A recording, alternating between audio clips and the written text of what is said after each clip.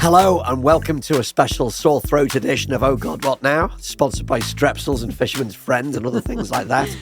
I'm Andrew Harrison and I bring Sunak's gift of death to the entire Conservative Party. Today we're into the final straight of the Oh God What Now 1,000 guineas. My changed party is commanding the field, Toolmaker Dad is close behind, 2 grand tax bomb is rapidly losing ground, and California startup boy is on his way to the glue factory. What is the betting scandal doing to the Tories? And is there any rake they haven't yet trodden on? And in this bizarre election campaign that's both feverishly exciting and kind of boring at the same time, how are the media and pundits creating drama when maybe there isn't any? We would never do that, of course. Let's meet the panel. First up, it's columnist, author and regular panellist on our sister podcast, Paper Cuts, Jonn Elledge. Hello, John. Hi, how you doing? How do you think I'm doing? You sound brilliant. So we're at the final week of the campaign. Sunak is now canvassing in his own constituency, which never happens if you're a Prime Minister. And friend of the pod, Rachel Wearmouth, noted that even his own leaflets are not in blue. He's selling himself as local champion for Richmond and North Allerton. Has a Prime Minister ever been in such dire straits? Not that I can recall. There was a lovely rumour that went round on election night in 2019 that Boris Johnson might be in trouble in Uxbridge, which I don't know if listeners remember 2019, but that's not how that played out. Obviously, what everyone's doing here to some extent is drawing on the Canada 1993 parallel when the Progressive Conservatives lost all but 2 of their seats, neither of which belonged to Prime Minister Kim Campbell, one of which did belong to a personal friend of hers who'd only stood as a favour to her this week, and who was stuffed with having to rebuild this party. I mean, it's probably worth saying that, like, it's not actually completely unknown for Prime Ministers to show their face at some point, because they are constituency MPs, and I got told off by Jess Phillips for tweeting about how ridiculous this was. But the issue seems to be that he's been there a lot. Sunday was, I think, his 3rd day in the seat in the constituency, and that is quite unusual. There may be other things going on there. He's quite unlikely to be booted, though, isn't he? He is 11 points ahead in his own case. He's pretty unlikely. I think there have been isolated MRPs showing him losing the seat, but he's a long way down the list of people that are in danger. And also, it's worth remembering that it's far funnier if, like, he has to stay and talk to his surviving colleagues. Yeah. And then find a way of leaving and getting out to California. Then, in some ways, that's a far funnier outcome than him losing and just being able to get straight on a plane. Like one of those science fiction things where the entire cabinet is destroyed and the agriculture secretary has become president of the universe. Oh, it's also worth saying that there are reports that other Tory candidates are telling him, please do not come campaign in my constituency. So that could be a factor. It might just be like he's been barred from every other seat in Britain. Also with us is one of our regulars. She specialises in social affairs. It's Hannah Fearn. Hello, Hannah. Hello. So it's exciting news for housing wonks like you and John. The BBC reckons that this election's equivalent of Mondeo Man, or Mumsnet Mum, is Renter Ruth. The private rented sector has doubled to 4.6 million people since the early 2000s. And in London, seats like Kensington and Bayswater, Finchley and Golders Green and Chipping Barnet, over 20% of people are private renters. Are renters going to shape and determine the election? Well, I think this is a yes but no but one. My heart says yes, but the head part is kicking in and saying no. Is your heart writing a deposit check that you can't cash? Yes. I really want it to be true, but it hasn't been true for so many decades. I'm not convinced there's the swing contingency yet, partly because, yes, a much larger proportion of renters exist now, and so more people care about housing quality and cost than previously have. And they're definitely angry with the Tories. They've definitely manipulated, I guess, the manifesto positions by their strength in numbers. But they are still mostly around 40, 45 and under. And we know from the polling that has been consistent for quite a long time now. The data tells us that the majority of under 55s are now Labour leaning. So it's actually not an election winning contingency, I would say.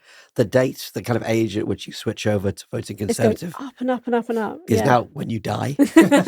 Close. Completing the panel, it's comedian and campaign advisor to the Right Honourable Jeffrey, Matt Green. Hello, Matt. Hello. So what's the news on Jeffrey's campaign? Do we know who he'll be backing in the post-election leadership battle? Well, I have him with me, so I'll pass over to Jeffrey. Andrew, sorry to hear that voice of yours. It reminds me of Theresa May in better times. Just as long as someone doesn't come and give you a P45 halfway through the show, I think we're doing fine. I'm afraid, as I've said before, I'm not actually running at this election. I looked at the odds and decided it wouldn't be a good bet. Sorry, that shouldn't be bad comparison. Okay, I looked at it and I thought it's going to be more like Dunkirk than no. Sorry, I didn't want to get drenched with that. Why do I keep doing this? Anyway, point is, after the election, who knows? I'll be a free agent. Depends on who survives, I suppose. But all I know is that I'll be going on a very long holiday because I'm coming into a bit of money. Because back in 2019, just after Boris won, I put a rather large bet on Labour winning the next time because, I knew that either we'd make a great success of Brexit and everyone would be fine and everyone would be profiting, or it'd be a total shambles, but at least I would be fine and profiting. So here we are. Everyone's a winner, baby. Yeah. Sorry, can I just check? You're not recording this, are you?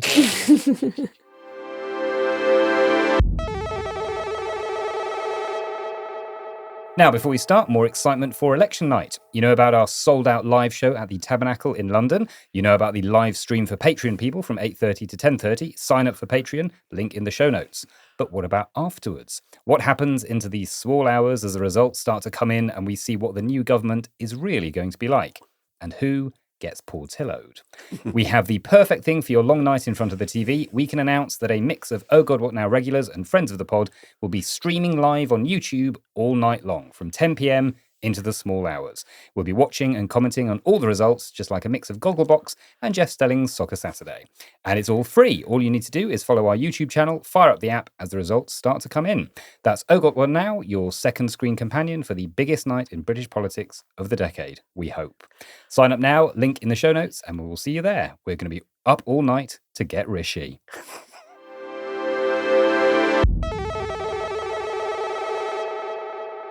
Now, I'm shocked to find that gambling is going on in the Conservative Party. And so was Rishi Sunak, by all accounts, when it emerged that Tory figures had placed suspicious bets on the date of the election. Firstly, Craig Williams, Rishi Sunak's closest parliamentary aide, then husband and wife team of campaigns director Tony Lee and Bristol North West candidate Laura Saunders, and finally Nick Mason, the Tories' chief data officer. They're all under investigation by the Gambling Commission. Michael Gove has compared it to Partygate. More names may come out soon. The question is not so much whether the Tories have a gambling problem, it's more the apparent ethical decay on show and whether there are any more rakes left for them to tread on. John, did you have insider betting scandal on your Election 24 bingo card? I mean, not specifically, but I didn't have Rishi Sunak announcing that he had a plan while standing in the rain on there either, or skipping out on D-Day. The I paper's head of digital, Luke Bailey, during the Partygate scandal, I remember tweeted, if you had told me 2 years ago that Boris Johnson would be brought down by a scandal involving a suitcase full of wine, I would have said, yes, I see that. That makes sense. This feels like exactly the same thing. It's like, okay, we couldn't have picked it specifically, but it's not in keeping, is it? No. There is just kind of a whiff of decay about everything. I've been keeping a sort of list of all the things that have been going wrong, a Tory gaff list since the start of the campaign and sending out my newsletter. And I sort of feel like the entire media has started doing the same.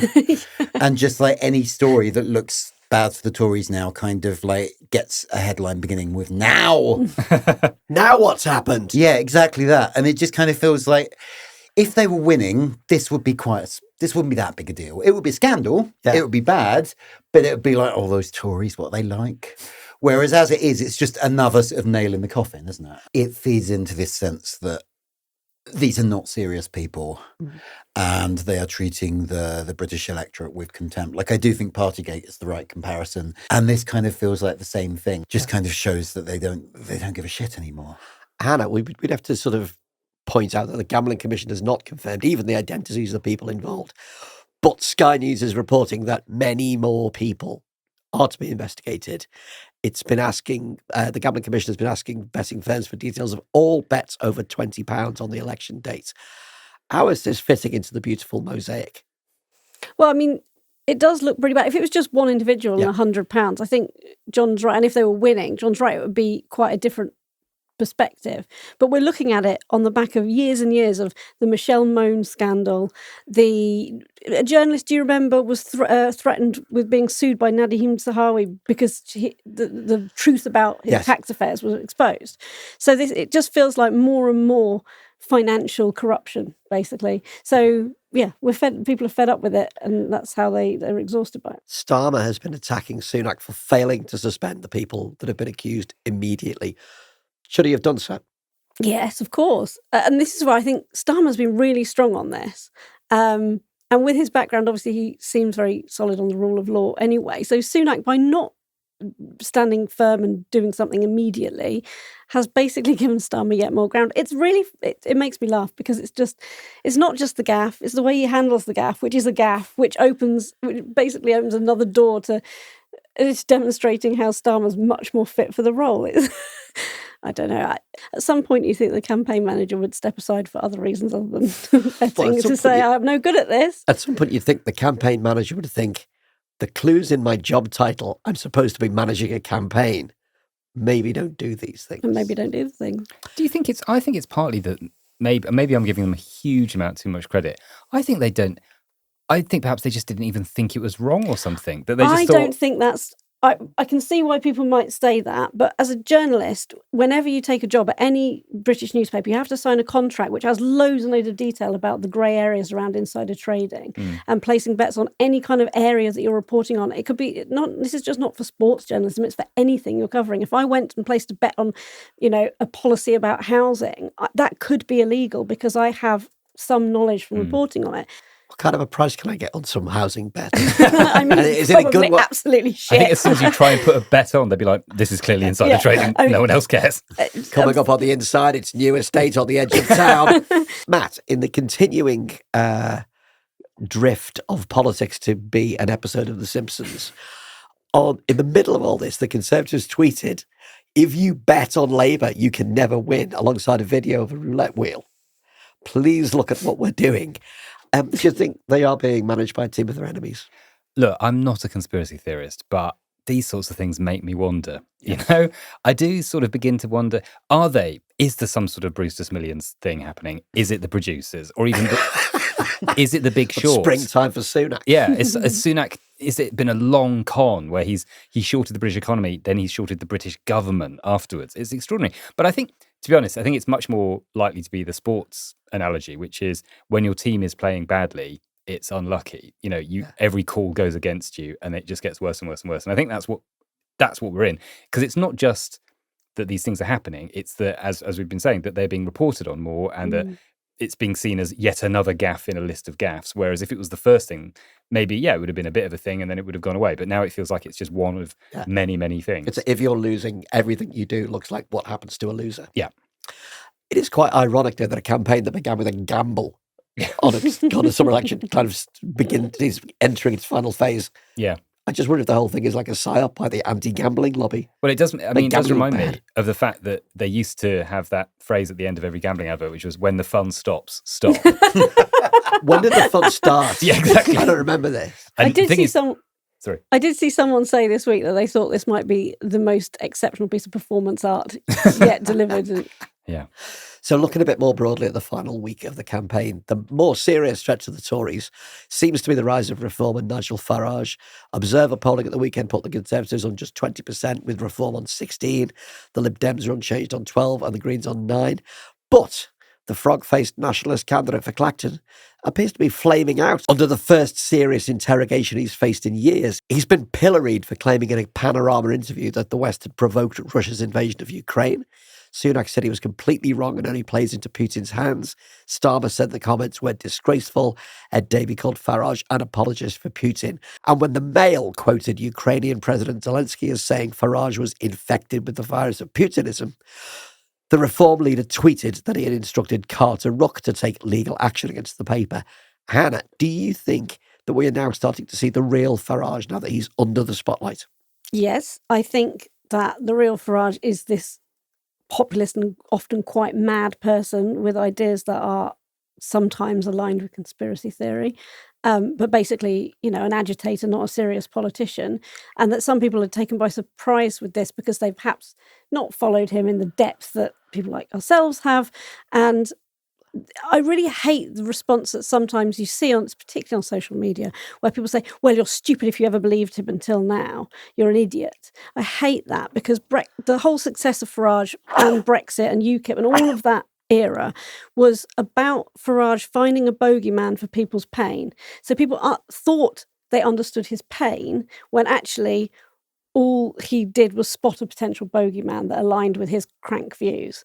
And I think that misunderstanding is perfectly reasonable, and to call that idiocy is cruel and unfair, and that makes me cross. So then maybe now people do start to see through it, and I hope so, obviously. But Ukraine is a bit of a weird hill to die on, isn't it? Anyway, it's a very strange hill to die on. It seems to be kind of more connected with wanting to be part of the Trump universe. Yes. I mean, the reason it's such a strange one for him to go for is that the only immigration that many of his voters supported was Ukrainian immigrants for moral reasons that they, I think, still hold dear, about what Britain is, about what it means to be a British person. And so Zelensky condemning him is really bad news. And the idea that he can't see beyond his rhetoric around immigration to the fact that this is the one bit that everybody who agrees with you disagrees with you on. Does that make sense? Yeah. And that's the proof that he is this kind of crackpot guy at heart, that he can't see it in a bigger picture of what the British identity that he thinks he represents. Yeah. Just stepping away from Ukraine for a moment, the crack in the mask in the leaders' debate, where he really lit into the NHS with an argument for insurance that is absolutely anathema to his voting base, seemed to be not only strange, but really bad politics for somebody who, much as we may loathe him, has been an extremely effective politician. Yeah, I think that that's what I mean about identifying bogeymen. So the NHS is this bogeyman for why things are going wrong in Britain. And like he thinks, right, people are stressed out about public services. It must be because the NHS is this outdated thing and I hate, so I'm going to dismantle it, missing the point that he's pointing the finger at the wrong thing. This is not the thing that British people feel is the source of their pain. They feel that it's the failure to invest in the NHS that is the source. And he is remote from that. And he's exposing himself as remote from the British people, which, thank God, I'm pleased. But I find it really strange that, as you say, such a slick operator has fallen down this trap. Jonn, given that Farage's goal is not to become the government or enact policy, but to destroy the Conservative Party, do you think he's having a good campaign? I don't know. I'm not entirely sold on that, I have to say. I mean, like, at first I thought this probably wouldn't matter that much because how many voters can there possibly be who are really pissed off with the Conservative Party, are on the right, want to register that, but also feel very, very strongly about Ukraine? I suspect it's not a huge number. But on the other hand, like, Farage is being attacked by the right-wing press for the first time. Like, the tweeting that he's instructed Carter Ruck does not look like a sign of strength. That's a man who's flustered. And also it probably is a reminder of, like, the limits on how successful he can ever be. Because even if there is, 15, 20% of the electorate who really like this guy, which for some reason there is, like, he can't get the next 15% that would actually kind of get into a majority government and kind of make him a plausible candidate for prime minister. It's kind of a reminder of what his ceiling is and why, like, the Conservative Party would frankly be mad to ever sort of invite him into the into the tent. I mean, again, I think the example of Canada in 1993 is instructive because, like, the leader of their Reform Party, who kind of did so much to kind of bring about that election result, was also sort of a bit of a mad populist, I think, called Peyton Manning. Eventually, Reform and the Progressive Conservatives did merge, but it wasn't Manning who was in charge of them. It was Stephen Harper, who was kind of a much more mainstream, slightly ideological, but, free market conservative type. It's much more wonkish. So I do wonder whether, like, this just kind of shows why Farage is never going to inherit. Matt, the Reform candidate slate is full of sort of self-styled independent thinkers who actually do think all these things about Putin and Ukraine. And the FT's Jim Pickard found candidates who believe that Putin wants peace and the West wants war. They think that Ukraine is defending Ukraine is not in Britain's interest. They blame Boris Johnson for the deaths of Ukrainians. Is this the kind of core of his kind of active political base, a kind of like a right-wing mirror of leftist conspiracy theory, which doesn't really reflect itself in voters, do you think?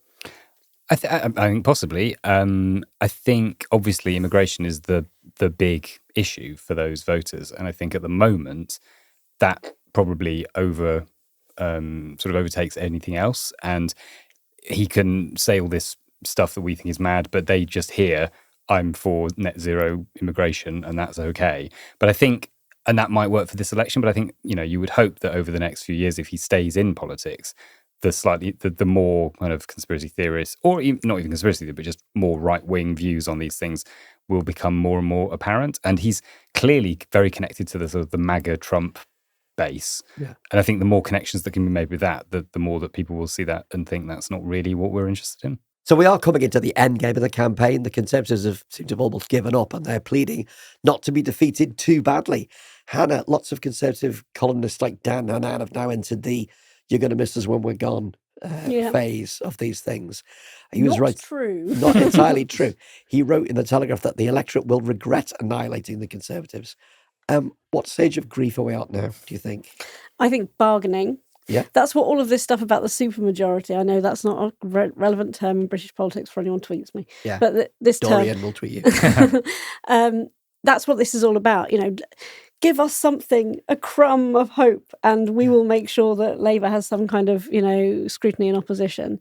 I think the denial bit, which everyone's saying, they're in denial, that's going to come afterwards when they start tearing themselves apart about the reasons and start lurching to the right and then to the right again. I know I shouldn't reference another podcast, but Ruth Davidson on electoral dysfunction spoke very interestingly about how the Tories will do exactly what Labour did under Corbyn, which is have a move to the right, the equivalent of the Ed Miliband, and then a move further to the right before they come back to where they should be. And she was quite depressed about that. But it's just a step to the right. Let's do the time warp. Yeah. Matt, Camilla Long in the Sunday Times wrote a piece headlined, "The Great Sunak Shaming, Please Stop This Human Sacrifice." It's like, please stop beating him up. He's already dead. How far are we from a kind of like Leave Britney Alone style video are we now? Yeah, I mean, this was one of my least favourite pieces I think I've ever read. I just found it so annoying. I mean, not a fan of Camilla Long's work generally, but it's been quite tweeted around. Like Ian Dale retweeted it very approvingly, and it's awful. But I think it's quite instructive of where we are, because it's full of basically sort of snide opinions on voters, basically. Yeah. Early on in the piece, she talks about the question time questioning of Sunak and says, quote, "A woman, girl really, screamed at him about the Rwanda policy." And I went back and watched the question time clip that she's talking about. It's not, well, she's a young woman, but she's 29, it turns out. And she's not screaming at all. And no one screams. He's just asking a fairly reasonable question about Rwanda and sort of pushing him on it in a reasonable way. And then the next sentence is, the intensity, the anger, the Maoist weirdness. If they could, they'd have killed him. And just this level of hyperbole of like the idea that this crowd was like chanting and like ripping up the seats and no, there was a few sort of quite polite boos. A few people was like shame, and then and it cut to like one woman just sort of shaking her head, and that was it. And I just thought, if that is Maoist, I would love to see what you thought about the actual Cultural Revolution, because she probably thinks that's the name of a trendy wine bar. It's a real sort of indication of how, I don't know. It just feels like it's all about how. Ordinary people, why are they questioning these people? They're doing their best, and come on, he went to a good school and he didn't have to do this. And I don't know. It's like this idea that the elite shouldn't be treated this way. It felt very deferential. It was weird. John, do you think the electorate will regret annihilating the Conservatives? No. I think some of these right-wing commentators have a point when they say there's going to come a point where it is just possible, if Labour sat there with a 250-seat majority, some people out there in the electorate may come to regret that. I think that is true, especially if there's kind of no obvious alternative looming at the next election. But also, like, the Conservatives are currently, like, campaigning on this or don't give them a supermajority thing. They keep being, like, Tory voters ringing in phone-ins saying, well, actually, like, we want to crush them. Yeah. We want to destroy these people. I don't think there's any regret about the idea of a punishment election. People genuinely want these people to know what they've done. And as our occasional colleague Rob Hutton wrote for the Critic the other day, like, there is a very good democratic argument for showing people there are consequences to their actions.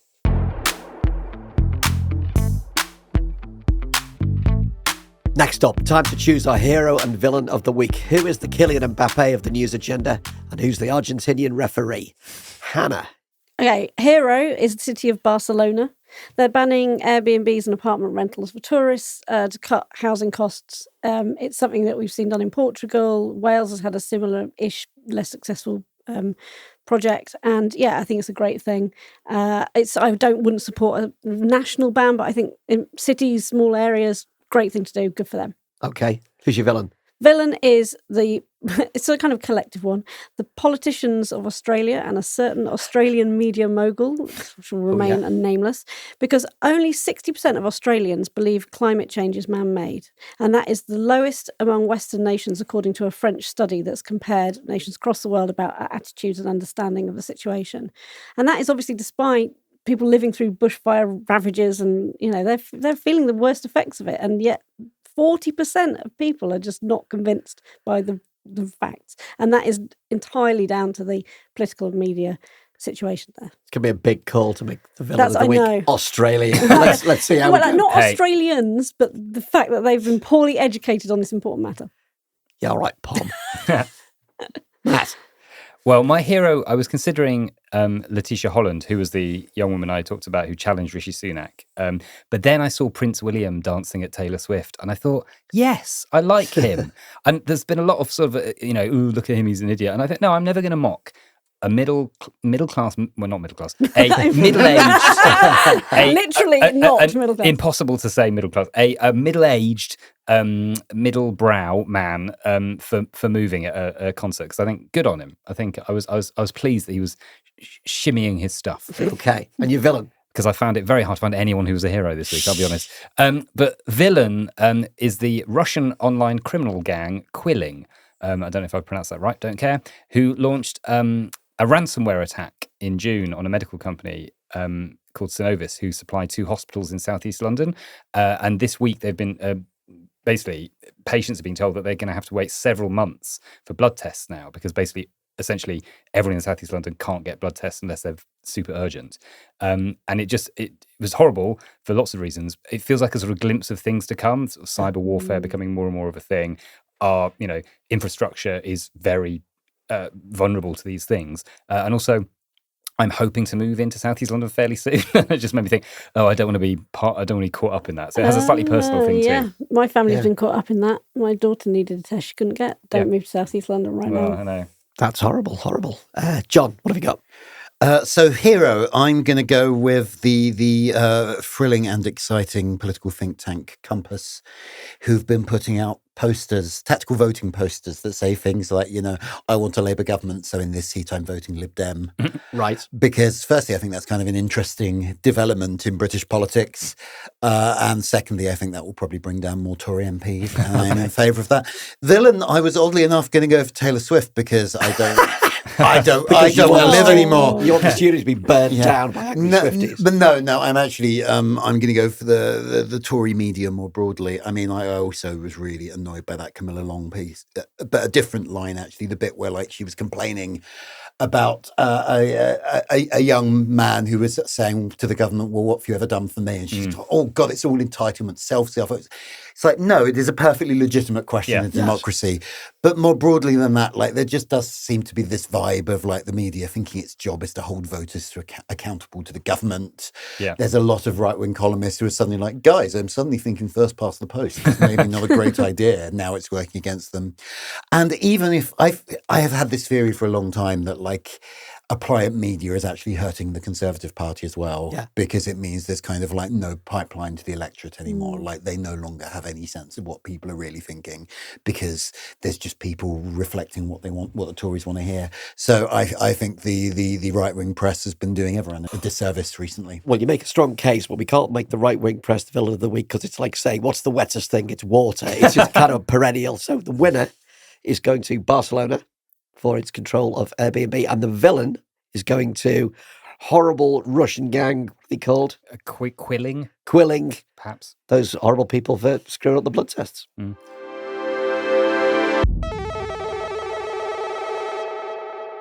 This has been Schrodinger's election. Simultaneously wildly exciting and weirdly boring. Terrifyingly unpredictable, yet an apparent foregone conclusion. Alive, yet dead. So spare a thought for the pundits and the commentators who have had to wring some excitement out of Labour almost certain to win. We thought we'd look at some of the possibly overheated, oversold stories that have enlivened this strange campaign and wonder if there's anything to them. One of our favourites, and certainly one of the Telegraph's favourites, could Boris Johnson return to save the Tories? They floated a story on this week, balanced on the head of a pin. There was almost nothing to it. The paper reported that Boris Johnson has refused to rule out a return to frontline politics amid growing speculation that he could stand as an MP again, without saying where that speculation was coming from. Hannah, chances of this actually happening? I mean, honestly, who knows? It's Boris, isn't it? I didn't think Farage would be troubling himself with UK politics again, and here he is. And I feel like Boris is cut from the exact same narcissistic grifter cloth that means that it is always possible. You never know what he's going to do. I think unlikely, but I'm not going to say no, because otherwise this will be clipped and it'll turn up on social media when he stands. Well, it's sort of, I mean, obviously not on this go-round, but it sort of requires a safe seat. Right, because he's not there is no such thing right now. No such thing. And we know that the great election winner only ever goes into things that he knows he can win. Yeah, exactly. So highly unlikely. Highly unlikely, I think. Matt, is this classic Johnson playing footsie with the press? Yes, I think so. I think he's sitting it out. I mean, he is basically completely sitting out this campaign. He's done these little cameo-style videos for some contestants. That's very revealing what you just said. I'm sorry, you've all been eliminated. Yeah. Candidates. Candidates/contestants. And I'm fascinated to know why those ones, did they literally pay him, or are they all friends of his or something? It's not very clear what the connection is. But he's making them clearly on holiday, sort of in a hotel room in the corner somewhere. And it does feel like he's wearing a jacket and tie, but like he's wearing swimming trunks as well. Like he's not fully committed to it. And I think, as ever, he'll just see which way the wind is blowing and go that way. I mean, the thing we've all got to remember is he's got to finish some books first. There are books that he's promised us. Can't wait for the Shakespeare book. That Shakespeare book, his chapter on tragedy, I'm looking forward to, because that's all about people whose flaws bring them down. And come on, that's going to be a must-read, surely. But also the idea that a former prime minister can use his own party's attempt to survive as a publicity opportunity to launch his book is like God tier. Unleashed. Unleashed, yeah. And that photograph where I think somebody said he looks like a serial killer Muppet. Yeah. Well, he does look like someone who's being interviewed on a TV programme, but they're not allowed to show their identity because their voice has been changed to be like mine to conceal their identity. Jonn, YouGov found that 50% of people don't actually want Boris Johnson back as an MP or at all. For all of the kind of popularity within that deep core of the Tory party, is he actually a busted flush? I mean, of course he is. I mean, okay, firstly, that YouGov stat, I don't know how revealing that is, because 50% of the people can hate your guts. If 40% of them really love you, then that's enough to have a very successful political career. But, Boris Johnson has not been popular for quite a long time. He wasn't actually very popular in 2019. If you look at the figures, he was just slightly less unpopular than Jeremy Corbyn, which is why he won. But that 2019 was before Partygate. It was before Boris Johnson was Chris Pincher. He stuck his neck out for. It was before all the kind of absolute contempt for the electorate he showed while in office. It was before COVID, when he kind of just, the quote about let the bodies pile high and all this kind of stuff. People don't like him very much. Yes. I don't imagine that there is much of a market for him now. I mean, I think he's a more plausible leader of whatever comes next for the right than Farage is, but that's not saying very much, is it? Well, what about the mirror image of let's bring back popular characters from past storylines? The notion that Corbyn would win Islington North, beat the Labour candidate. The polls are conflicting. The Evening Standard has him on 36% against Labour's Profile Nagand on 41%. But if he wins, is it really such a problem for Starmer? I don't think so. It'll be functionally equivalent to there being another Green MP. Labour is not going to have the sort of majority where that's going to make a blind bit of difference. I think Starmer could probably magnanimously ignore everything going on. And he'll probably Corbyn will probably still end up voting for a bunch of Labour policies anyway. Exactly. I just don't see why it makes any difference, really. Also, I don't think he's going to win. I think it is entirely possible he does, but I don't think it's the most likely outcome. Yeah. But also, it's manufacturing something to speak about this week as we sit here and wait for the actual Just day desperate to for fall. some drama. And what has happened with Corbyn since he was kicked out of the Labour Party? Not very much. Like, it's not like he's been making barnstorming speeches in the Commons and Starmer's been upset by that. It's just he's just been doing his thing as the MP. So it doesn't feel like even if he does become MP, it's not going to make a huge difference. Well, he's been doing what he really likes, which is to be the kind of local figure. And the key achievement on his election leaflets was that he saved the number 4 bus going through. It's a key. It's an important route. Well, when you aspire to head the 6th largest economy in the world, and this is your I key actually think achievement. that's a really sad example because he was an absolutely fantastic backbench constituency MP who did amazing things for North London.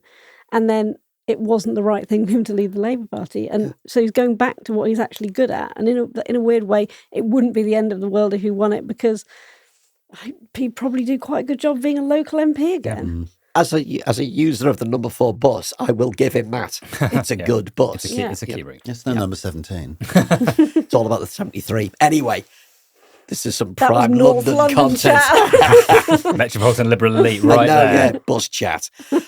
Back in the Telegraph, while we're trying to generate some excitement from these poor godforsaken columnists, what about Keir Starmer's war on joy? The reliable columnist Tim Stanley says the Tories in office were gamblers, shaggers, nutters and clowns, but at least they were funny. Oh, for Citation God's sake. required. Yeah. Starmer will go to war on the car, declare a climate emergency, good, discourage meat, scream at smokers that they're going to hell, and chip away at property. That sounds quite funny to me. Yes. Yeah, it sounds good. It's Going crazy. to hell. I've never heard Starmer talk about religion in any way. But What a I think nonsense. this is Tim Stanley projecting the His Buffed own and beliefs. Tufton Yeah. worldview. He's a teenage Buffed and Tufton trying to incarnate that worldview, isn't he? Matt, does this kind of sky is falling, Starmer will lay your world waste? Yeah. Does it really? Does it even ring true out in the shires? I mean, it does feel like today is just me ripping up right-wing columns, but it's another absolutely awful column. To be honest, I must sort of declare an interest because it feels like a bit of a personal attack. Because quite early on in the column, he says that left-wing satire can never be truly funny. So, fuck you, Tim. But also, he's trying to. He as you quoted, he's trying to suggest that the Tories were funny, sort of unintentionally funny. It's like, no, they weren't funny. We made fun of them. Yes. That's not the same as them being funny. That's a different thing. He's essentially trying to make the sort of Roundheads versus Cavaliers argument that the Tories, at least they were fun, and who would you like to have a pint with? That kind of sort of awful guff. And it's also completely disingenuous because the right has been massively obsessed with sort of culture war stuff over the last few years, particularly in the last year or so. And it feels like that is the stuff that gets in people's heads and is kind of making people sort of angry all the time. And Starmer literally said he wanted a politics that treads more lightly on people's lives. That's his, whether he'll do that or not, who knows, but that's his attempt. And they're suggesting that, no, as you say, it would go to war on the car and all this kind of stuff. And it's like, no, he's not, no one's saying that. Yeah. And actually, the only person who said that smokers should go to hell is Rishi Sunak, who put that smoking ban in place, although didn't then bring it into the washing up bit of the at the end of the Parliament. So very odd, very, very odd situation. And then right at the end, he talks about if you want a vision of the future, remember lockdown. An attempt to make the country do the right thing with the noblest of intentions, but demoralising and destructive. And it's like, that, again, is something the Tories did. Yeah. I'm not saying that Labour wouldn't have done some version of it. Of course they would have done. But it's like, you can't use that as a way of attacking them. I mean, destructive, you could say that because it caused clear harm to the economy and education, lots of things.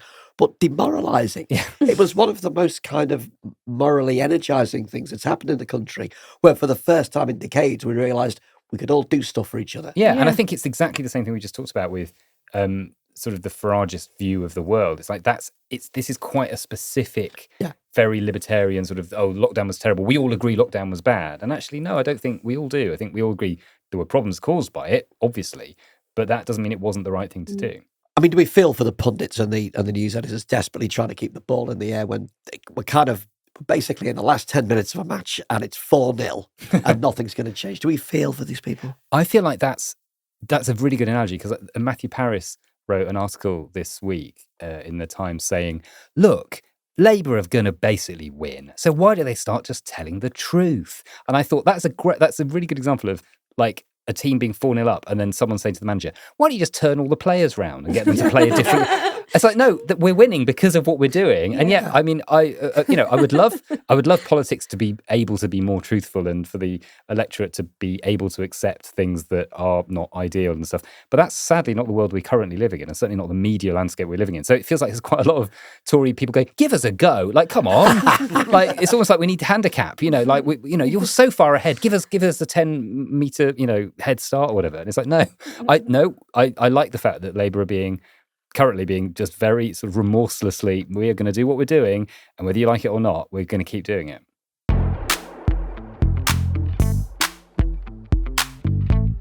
We've reached the end of the show, so it's time for escape routes. What cultural crates have we been digging through this week to take our minds off the election? Hannah? Okay, I have started watching the second series of Time, the Jimmy McGovern show.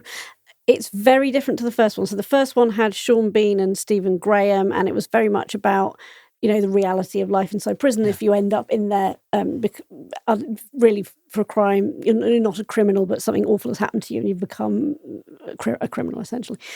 This one is very different. It's much more expansive. It's inside a women's prison, and the narrative is really about the pressure on poor and vulnerable women's lives.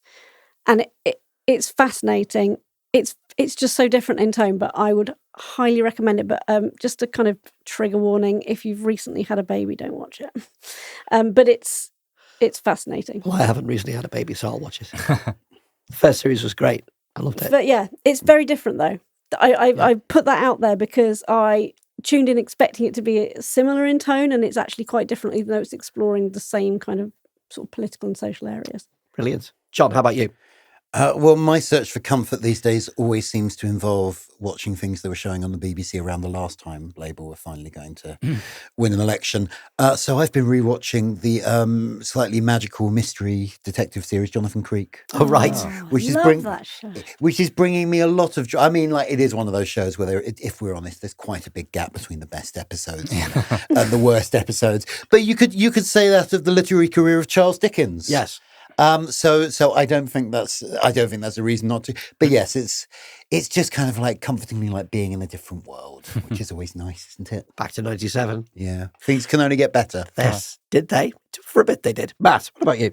Well, I've been watching the T20 Cricket World Cup, which has been great, and England somehow have been the first team to qualify for the semi-finals despite losing 2 matches, which is sport. But the thing I would recommend to everyone else is actually sort of slightly connected to politics, but is Rosie Holt's book, Why We Were Right. It's very funny. It's a sort of in her persona as the sort of mad Tory MP, and it's really funny, very sharp, and I just thought, actually, I was reading it over the weekend, and it's a really good reminder of all the things I'd sort of forgotten about over the last 5 years, because she's obviously gone back and reminds you about, the obvious things, COVID and Partygate and all that kind of stuff. But there's also other little moments I thought, God, yeah, I'd totally forgotten about that. And it's quite short and it's good fun. Well, mine's a book too. Full disclosure, it's by a mate of mine, but it's also brilliant, separately brilliant. It's Challenger, a true story of heroism and disaster on the edge of space by Adam Higginbotham. I did a bunker with Adam earlier in the week talking about his investigation into the real detail of the Challenger disaster, how it happened, and why it was not just a 1 in a million disaster. It was a tragedy that was always going to happen. It was just a catastrophe waiting to happen. It's a brilliant read, full of detail, you actually find yourself feeling very close to the doomed crew. It's like a thriller, except you know what's going to happen because we're all fully aware of what's going to happen. And I find it absolutely fascinating. If you know his Chernobyl book, Midnight in Chernobyl, this is a worthy companion and I would recommend it hugely. And that is the end of the Tuesday edition of Oh God, What Now? Thank you, John. Well done, mate. You did well. Did my best. Thank you, Matt. Thank you, whoever this is. And thank you, Hannah. Thank you. Oh God, What Now? We'll be back very soon with another edition, as well as bonus extras with experts, interviews, and so on, as we get ever closer to the vote. Thanks for listening. We'll see you next time.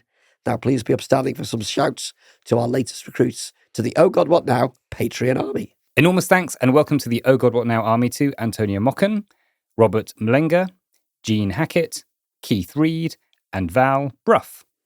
It's hello and huge thanks from me for your generous support to Daniel Slee, Thomas Davenport, Jen Jar, Mary Trudzik, and Noel McHale. Big shout from me to new followers and backers, Mark Capon, Stevie, O. Platts, D, and Matt Seaborn. And finally, you lucky people, you get to have your name read out in this voice. Hello to lapped supporters who have returned to the fold: Lorna Bushnell, Alan Tucker, Adrian Clark, Robert Wilson, and Ian Webster. See you next time.